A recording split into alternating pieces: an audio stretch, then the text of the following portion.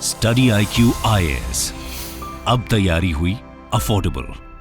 दोस्तों, हमारे देश में बहुत बड़ी एक आबादी ऐसी है जिसका अभी भी सपना है कि वो हवाई जहाज पर बैठे।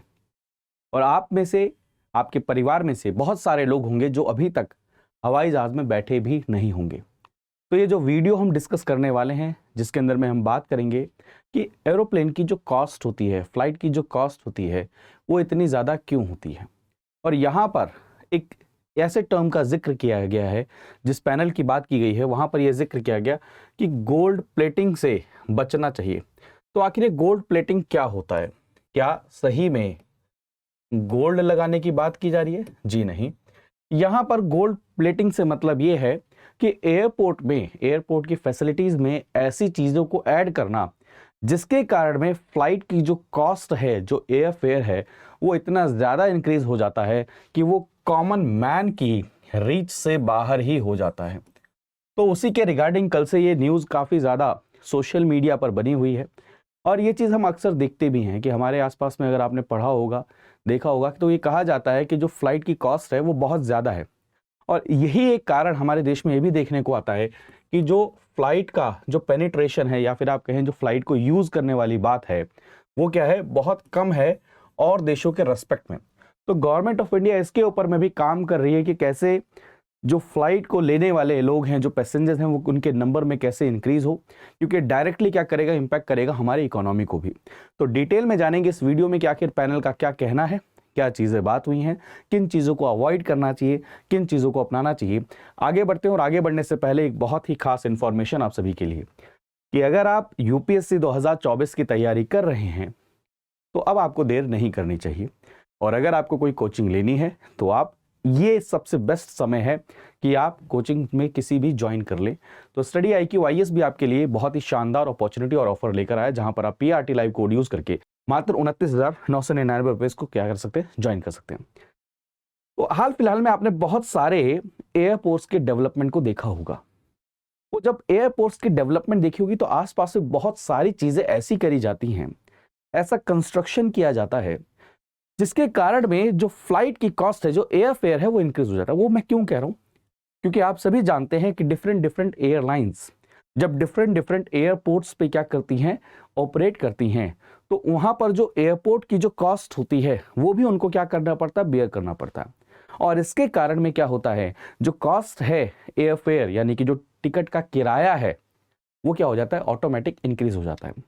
तो अभी एक पैनल है, जो अब पार्लियामेंट्री पैनल होते हैं, आप सभी जानते हैं डिफरेंट इश्यूज के ऊपर में पार्लियामेंट्री पैनल्स रहते हैं।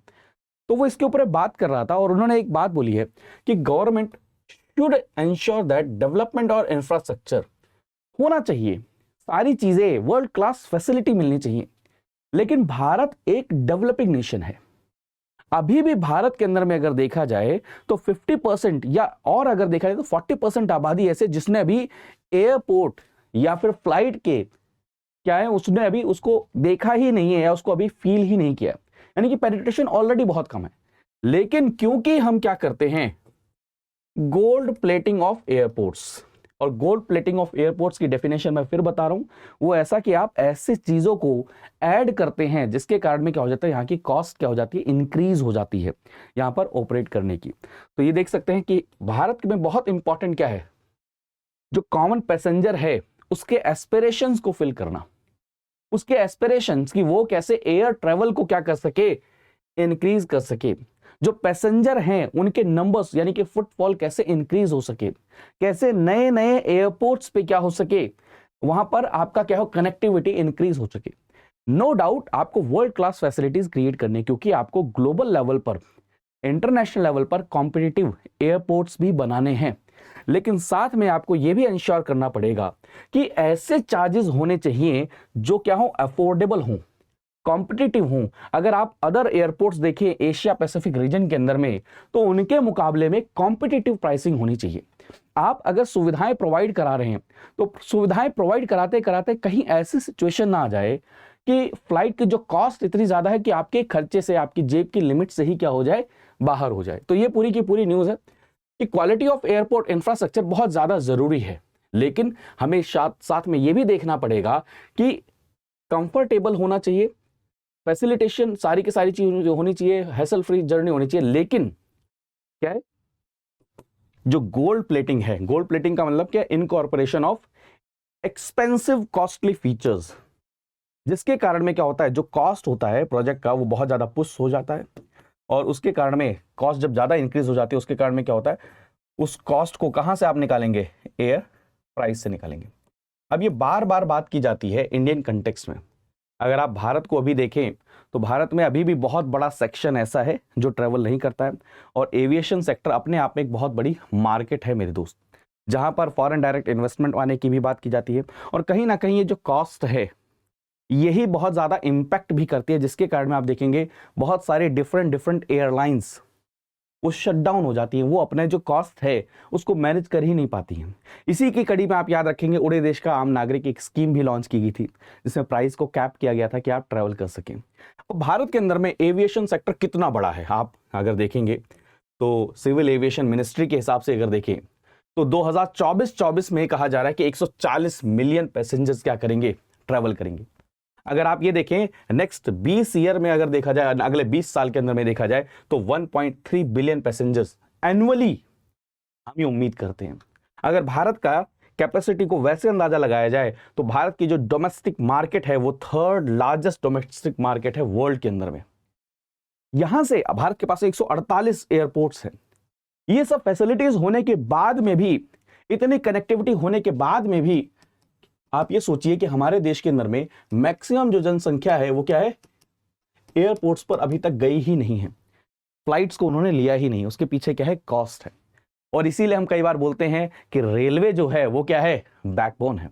तो हमें क्या है, इसके ऊपर में ध्यान देना चाहिए, हमें ये चीज पे फोकस करना चाहिए कि जो एयरलाइंस हैं उनको वो कॉस्ट भी देनी पड़ती है जो एयरपोर्ट फीस होती है, और एयरपोर्ट फीस बहुत ज्यादा होती है, कॉस्टली होती है, क्योंकि एयरपोर्ट अगर बनाने में, वो उस प्रोजेक्ट को बनाने के अंदर में जितनी कॉस्ट लगी होगी उसे क्या है, आपको वहां से निकालना भी रहेगा, रिडीम भी करना रहेगा।